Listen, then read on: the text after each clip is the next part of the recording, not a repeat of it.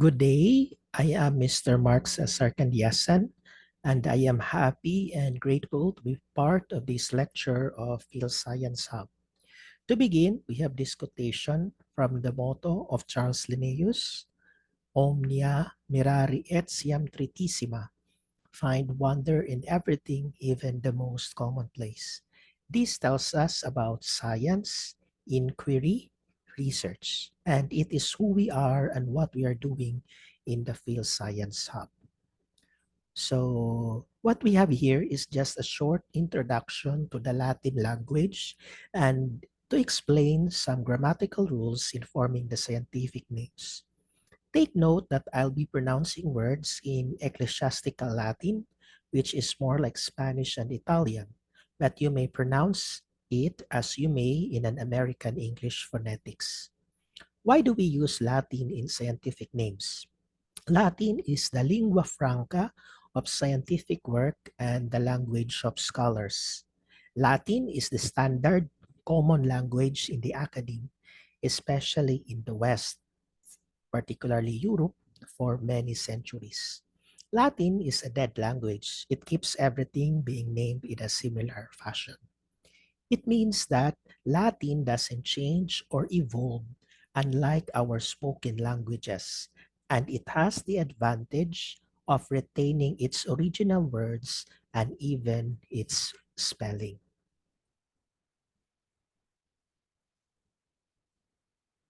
In Latin, the words, particularly the nouns, pronouns, and adjectives, change their endings to denote a specific gender, number, and case. When we say case, a function in a sentence or in short, meaning. So this change of the ending is what we call declension. With regards to verbs, it is called conjugation. The words in Latin are classified into five declensions. So there are five declensions and six cases. Take note that the meaning of the words are expressed in their endings, which made Latin strange and difficult for us, unlike English and Filipino languages. Therefore, we cannot create and express a particular meaning without following the declension rules. As an advice, it is better to consult with experts rather than create your own. Or you can research the materials about the rules in the internet.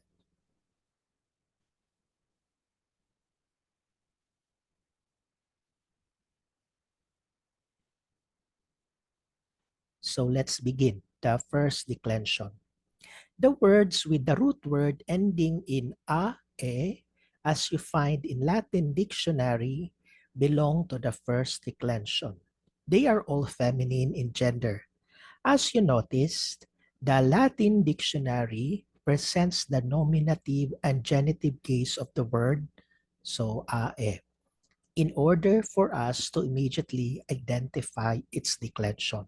So for example, we have agricola, agricole, porta, porte, puella, puele, rosa, rose, terra, terre. So we decline singular, rosa, rose, rose, rosam, rosa, rosa. Plural, rose, rosarum, rosis, rosas, rose, rosis. So there are six cases: nominative, genitive, dative, accusative, vocative, ablative. So for singular and for plural. When it is nominative, so it is the subject or the predicate nominative in a sentence. So if it is rosa, so rosa, rose.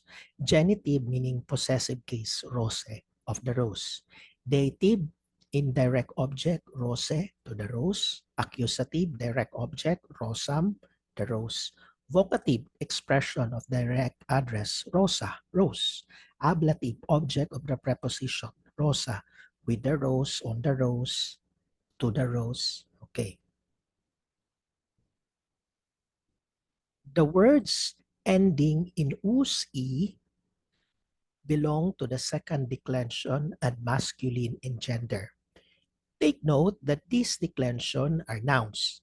Similarly, Adjectives are declined in this manner following the case and gender of the main word it is describing. So how do we pronounce the nouns is also the way we pronounce the adjectives. So for example, we have here usi, amicus, amici, bacillus, bacilli, lucus, luci, modus modi, terminus termini. So we decline amicus, amici, amico, amicum, amice, amico, amici, amicorum, amicis, amicus, amici, amicis.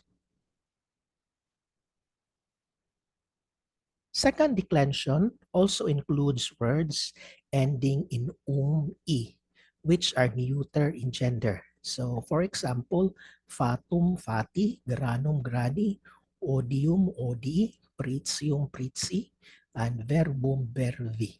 So we decline verbum, verbi, verbo, verbum, verbum, vervo, verba, vervorum, verbis, verba, verba, verbis. The third declension is unique. They are the irregular nouns, and most of the scientific names are from the third declension. They have different root word endings, but the genitive is in is. They are either masculine, feminine, and neuter. So for example, we have the words vos, vovis, caro, carnis, senix, senis, lex, legis, and os, osis. So let's use, for example, os, osis in declension. So os, osis, osi, os, ose. Osa, osum, osibus, osa, osa, osibus. Fourth declension are the words ending in us, and almost masculine in gender. For example, we have domus, domus, gustus, gustus, tactus, tactus, visus, visus, manus, manus. So let's use manus as an example in declining. Manus, manus, manui, manu, manus, manu. Manus, manuum, manibus, manus, manus, manibus. Finally, the last one, fifth declension. Are the words ending in SA and feminine in gender. So for example, fides, fidei, spes, fei, rabis, rabii, species, specie, facies, facii. So let's use the word spes, pei. So we decline spes, pei, spe, spem, spes, spe. Spes, sperum, spebus, spes, spes, spebus. Take note that scientific names are in the nominative case, and sometimes the specific names are in the genitive case. So it's just easy. Scientific names in Latin are made up of two words. The first word is the generic name, and the second word is the specific name. With regards to the generic name, there is no problem since it is clear and given. It is the genus, and of course, it is a noun. It is usually a coined word from the Latin and Greek. The problem now is the specific name, which is either a noun or an adjective. If it is a noun, of course, it is a name of person, place, or things, either in nominative or genitive case. If it is an adjective, it describes the generic name and it agrees its gender. I have here examples and I used red font to highlight the specific names. So Acetobacter phallax, Acetobacterium bacchi, Staphylococcus singapurensis, Corynebacterium oberis. The first example, Acetobacter phallax, it has an adjective specific name, Acetobacter phallax, specific name. Acetobacter is masculine, third declension nominative. So the specific name phallax also agrees with it. So phallax is an adjective also in third declension, masculine, nominative, and agrees in the generic name. Therefore, it would be fallacious and grammatically wrong to use other words such as falakurum, falache, or falako. And actually, it doesn't exist. So it should be phallax. So phallax means deceptive. So referring to the confusing origin of this bacteria as mutants or contaminants of a brewing inoculum. So it is a deceptive false acetobacter. Okay, so it's like that. Next is Corynebacterium uberis, having a noun specific name. The specific name is uberis, a noun, third declension, neuter, and genitive of the genitive possessive case. It would be grammatically wrong to decline uber uberis in a different case and declension group. Therefore, we really need a skill and knowledge in Latin and to consult an expert. So, Corynebacterium uberis. Uberis is genitive, meaning of an udder, breast, mammary gland of a female cattle, frequently isolated from bovine mastitis. So, a Corynebacterium of the other, of an other. Next is from a name of a person. So, Acetobacterium bacchi or bacchi. Bacchi is from F. Bach and in genitive form meaning of back. Back is noun, declined in second declension, masculine and genitive. So named for Bach, who isolated the first psychotolerant homoacetinogenic bacterium.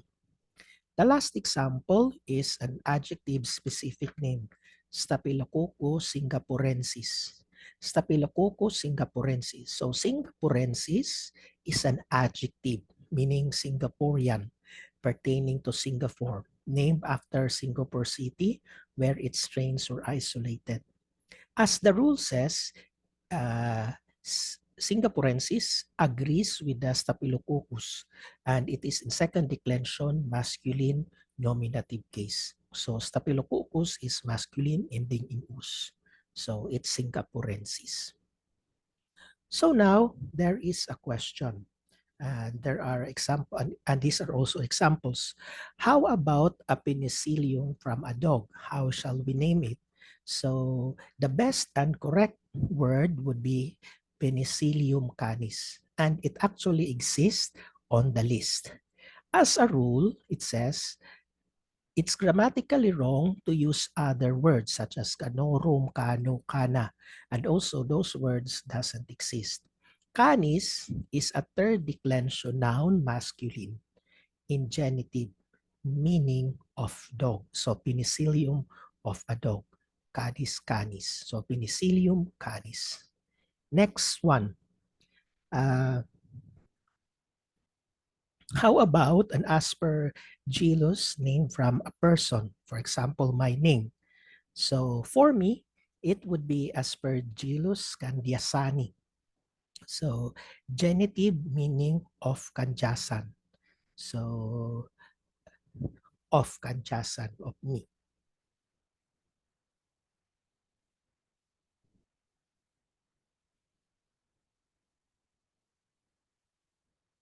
How about a penicillium discovered in Manila? So take note of the spelling. So which is correct? Manilensis, manilensis. So one is an adjective and then the other is a noun. So actually, there are two options and both are grammatically correct and are used in various scientific names. So we need to consult various experts, read the rules of Latin grammar and the rules of nomenclature. On this case, I personally prefer the noun of Manila, Manilensis, the second one with the asterisk. Take note of the spelling. So Laensis. Okay. The last one, how about histoplasma? So, ohense or ohensis. Both ohense and ohensis appear in the internet, but I personally prefer ohense, the noun, genitive of Ohio. So the first one with the asterisk. Of course, as I said earlier, we need to consult and read the rules informing the scientific names. To conclude, we have this quotation from Socrates, "Sio me nihil scere." One thing I know, that I know nothing. Meaning, we need to keep on searching, find the truth, and not to be contented because there are more to discover. And this is what science is all about. Thank you.